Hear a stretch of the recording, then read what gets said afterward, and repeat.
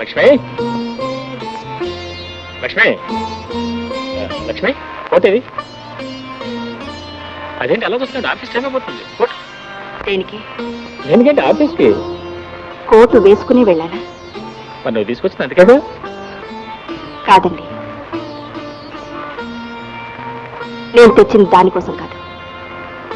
మన స్థితిని చూపించడానికి, పరిస్థితిని మూసేయటానికి. కానీ మీరు వేసుకెళ్ళేది నిజాన్ని కప్పేయటానికి. లక్ష్మి, మీరు వెళుతున్నది ఉద్యోగానికేనా? మురళి దగ్గర మీరు నిజంగానే ఉద్యోగం చేస్తున్నారా? చెప్పండి, నా మీద ఒట్టు చెప్పండి. మీరు వేస్తున్న ఒట్టు నా ఒక్కదాని మీదే కాదు, పుట్టబోయే బిడ్డ మీద కూడా. లక్ష్మి లక్ష్మి లక్ష్మి, లేదు లక్ష్మి, నువ్వు చెప్పింది నిజం. ఇన్నాళ్ళు ఆ నిజాన్ని ఎందుకు దాచారు? నువ్వు తట్టుకోలేవని. తట్టుకోలేదన్నా?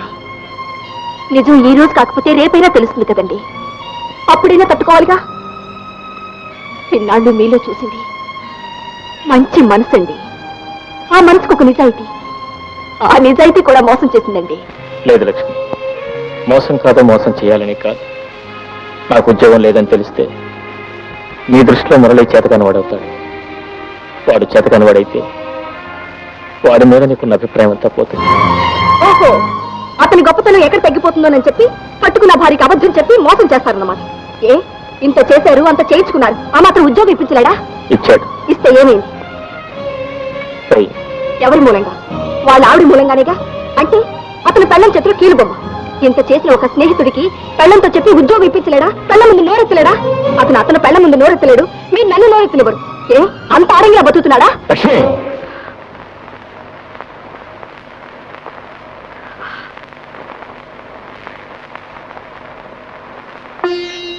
ఎందుకండి అంత కోపం? కోపం కాదు లక్ష్మి, నేనెంత చేసినా నువ్వెంత చేసినా ఆ సహాయం ప్రతిఫలం ఆశించి కాదు. తల్లి బిడ్డకు పాలిస్తుంది, ప్రతిఫలం ఆశిస్తుందా? చెట్టు పళ్ళిస్తుంది, ప్రతిఫలం ఆశిస్తుందా? ప్రతిఫలం ఆశించే స్వార్థం అవుతుంది. అది నాలో అయినా రావచ్చేమో, కానీ ఆడదాని నీలో అసలు రాకూడదు. ఏమిటండి స్వార్థం? మీరు కడుపు నిండా అన్నం తినేది చెప్పండి, చెప్పండి. లక్ష్మి లక్ష్మి లక్ష్మి, ఏమండి, అందరిలాగే మా ఆయన కూడా ఉండాలని, అందరిలాగే సూటు పుట్టుతో ఉండాలని, అందరిలాగే కారులో తిరగాలని, ఆ కారులో నన్ను తీసుకెళ్ళాలని నాకు ఉండకూడదా? నాలా ఏ ఆడదానికి ఉండదో చెప్పండి. త్వరలోనే నాకు మంచి ఉద్యోగం వస్తుంది, మనకు మంచి పొజిషన్ వస్తుంది. అందక ఓపి పట్టు. చూడు, ఈలోక మొదలు వస్తే మాత్రం నువ్వేమనకూడదు, ఓకే? ఇది అవ్వాలి.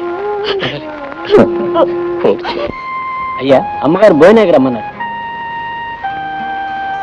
టేబుల్ దగ్గర కూర్చున్నారయ్యా. వాళ్ళని తినమను.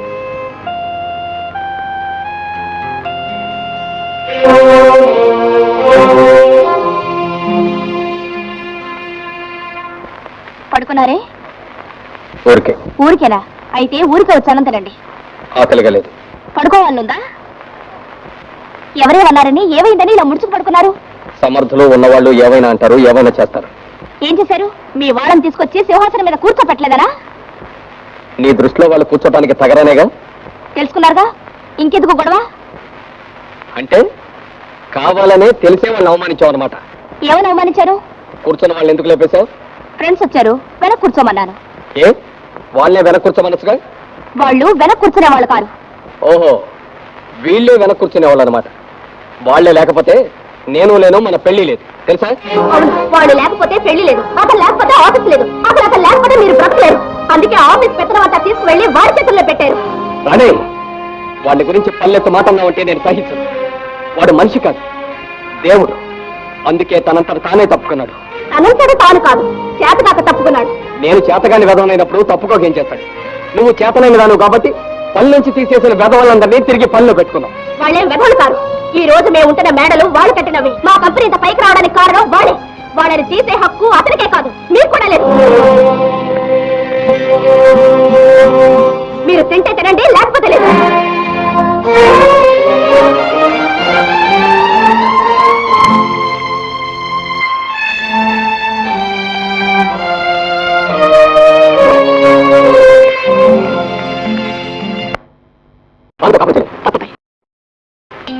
పెళ్ళైన తర్వాత అందరింట్లోనూ ఉండే గొడవ ఇది. అందులోనూ రాణి కొంచెం తొందరపాటు మనిషి. తను తొందరపడినా నువ్వు తొందరపడకూడదు. ముందు నువ్వు భోంచి. వద్దురా, నాకు ఆకలిగా లేదు. మనసు బాగోనప్పుడు ఆకలి ఉండదు, ఆకలి లేనప్పుడు ఆరోగ్యం దెబ్బతింటుంది. తిను.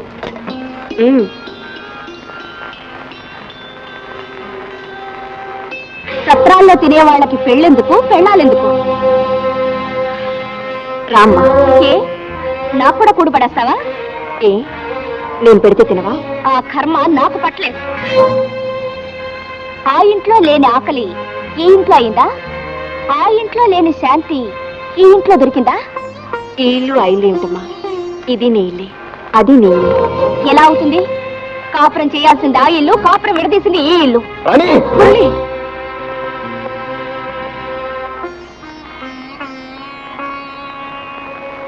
తప్పమ్మా.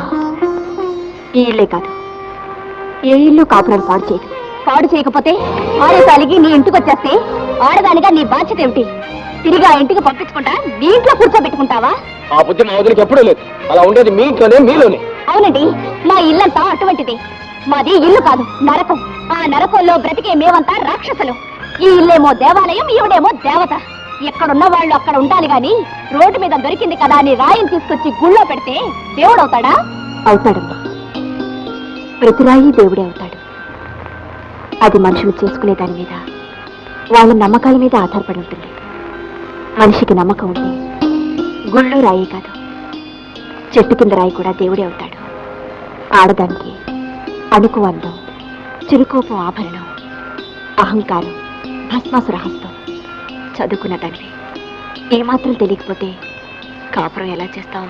అంటే నేను కాపురం ఎలా చేస్తానో అని పరీక్షించడానికి నువ్వు నీ మొగుడు కలిసి ఈ పనులన్నీ చేస్తున్నారా? అడ్డమైన వాడందరినీ తీసుకొచ్చి మా నెత్తి మీద కూర్చోబెట్టి నా మీద, నా ఆస్తి మీద పెత్తనం చేయాలనుకుంటున్నారా? ముందు కంచి వెళ్తావా లేదా? ఇంట్లో అడుగుపెట్టే హక్కు కానీ ఆవిడతో మాట్లాడే అర్హత కానీ నీకు లేదు. అవును, ఇల్లు తిరిగి క్యారేజీలు పట్టుకెళ్లే దాని దగ్గర మాట్లాడే అర్హత నాకెక్కడుంటుంది?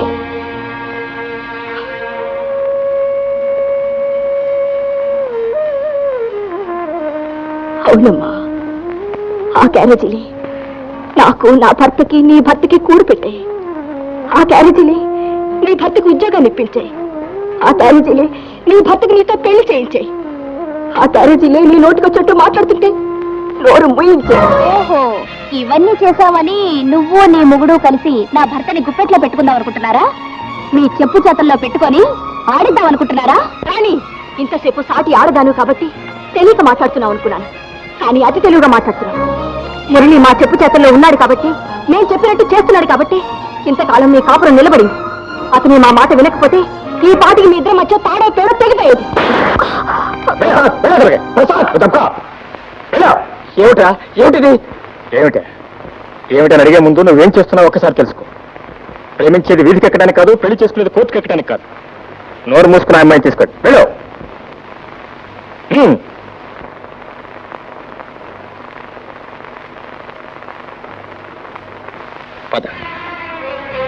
అక్కర్లేదు, ఎవరో వెళ్ళమంటే వస్తారు, వద్దంటే మానేస్తారు. వాళ్ళేం చెబితే అది చేస్తారు. వాళ్ళ చేతుల్లో మీరు ఒక కీలుబొమ్మ, మీ చేతుల్లో నేను కీలుబొమ్మగా ఉండాలి. అది ఈ జన్మలో జరగదు. ఇప్పుడు దాని వెంటే ఊరేగమంటావా? అదేం మాట్లాడినా నోరు మూసుకునే ఉండమంటావా? దాని ఆస్తికి, దాని అహంకారానికి దాసోహనమంటావా? ప్రేమించే రోజున తెలియదు ఆవిడకి ఆస్తి ఉందని, పెళ్లి చేసుకునే రోజున తెలియదు ఆవిడకి అహంకారం ఉందని ఇవాళ కొత్తగా తెలిసి వచ్చాయా? ఒకరోజు భోజనం పెట్టినందుకు, ఒక పూట కాఫీ ఇచ్చినందుకు, ఒక్కసారి ₹1 ఇచ్చి సహాయపడినందుకు నేనే, నా వల్లే నువ్వు పైకొచ్చావని చెప్పుకునే ఈ రోజుల్లో నువ్వేటో, నీ స్థితిగతులు ఏమిటో తెలుసుకోకుండా నిన్ను ప్రేమించి పెళ్లి చేసుకునే స్థితికి తీసుకొచ్చినందుకు అనే హక్కు ఆవిడకుంది, పడే బాధ్యత నీకుంది. భవిష్యత్తులో ఇంటికి రావడం అంటూ జరిగితే ఇద్దరూ కలిసి రావాలి. ఒంటరిగా రావడానికి మాత్రం ప్రయత్నం చేయదు.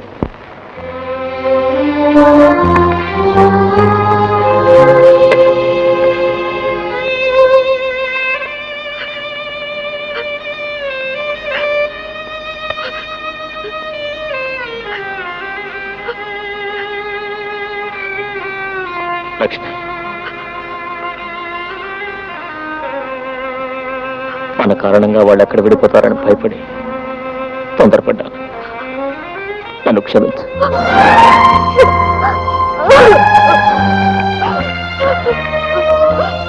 I'm sorry. I'm very sorry.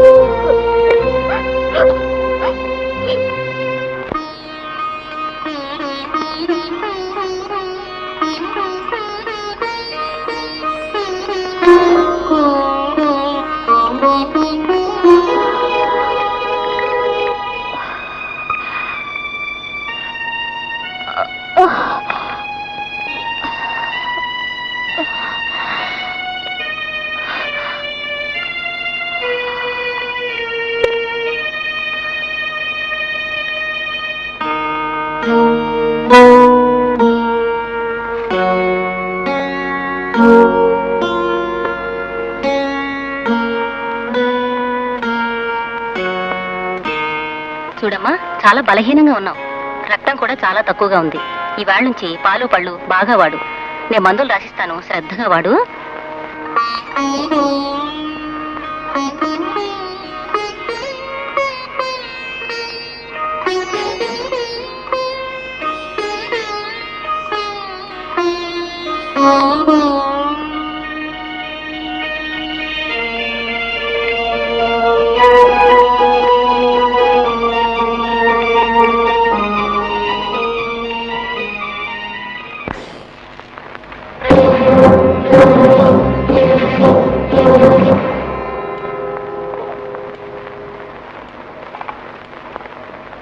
Manager, నా రూమ్కి మురళి గారు వచ్చారు.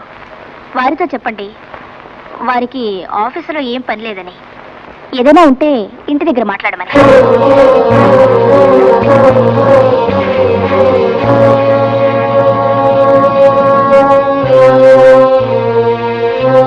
ప్రసాద్ గారు, ప్రసాద్ గారు, ఏమండి?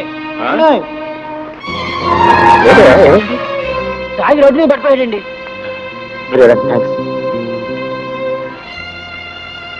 మోహన్, మోహన్, ఐమ్ సారీ రా, నన్ను క్షమించురా. మోహన్, ఏమైందిరా? నేను దేనికోసం ఈ ఊరు వచ్చాను, దేనికోసం మిమ్మల్ని అందరినీ అవస్థ పెడుతున్నాను. ఈ వాటితో చచ్చిపోయిందిరా. ఏమిట్రా, ఏం జరిగిందిరా? నేను ఒక అమ్మాయిని ప్రేమించాను. ఉద్యోగం సంపాదించుకుని నా కాళ్ళ మీద నేను నిలబడి పెళ్లి చేసుకోవాలనుకున్నాను. కానీ ఆ ప్రయత్నం జరిగేలోగా నా చేయి దాటిపోయిందిరా. ఏమైందిరా? ఆమెను ఇవాళ చూశాను. ఎక్కడ?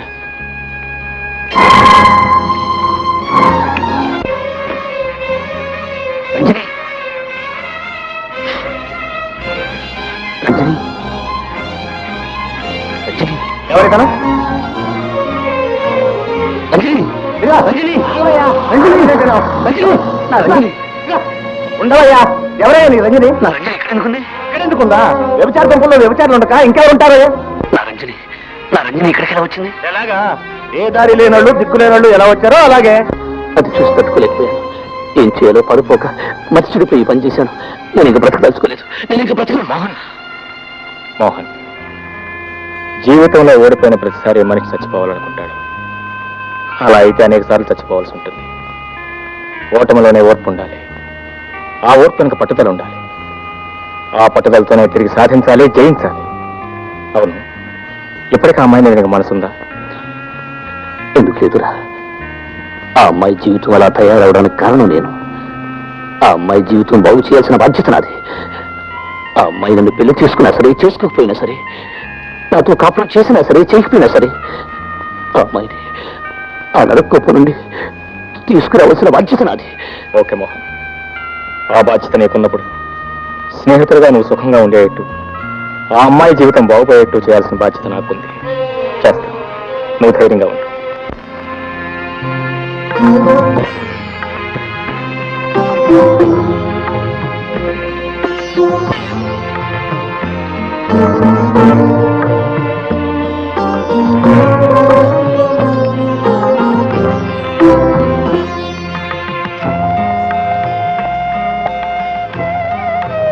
రండి,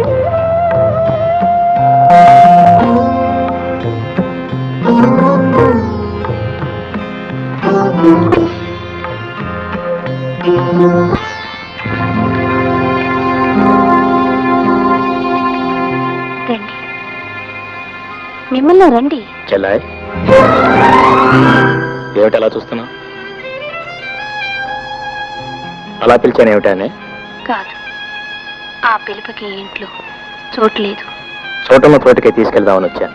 నన్న అవునమ్మా, నేనెవరో నీకు తెలియదు, కానీ నీ గురించి అంతా నాకు మోహన్ చెప్పాడు. క్షమించండి, ఇప్పుడు నేనెవరికీ సొంతం కాను. అన్నంత మాత్రాన్ని సొంతం కాకుండా పోరు. నిన్నెంత కావాలనుకున్నాడు, నిన్నే స్థితిలో చూసి వాడు ఎంత కుమిలిపోయాడు నీకు తెలియదమ్మా.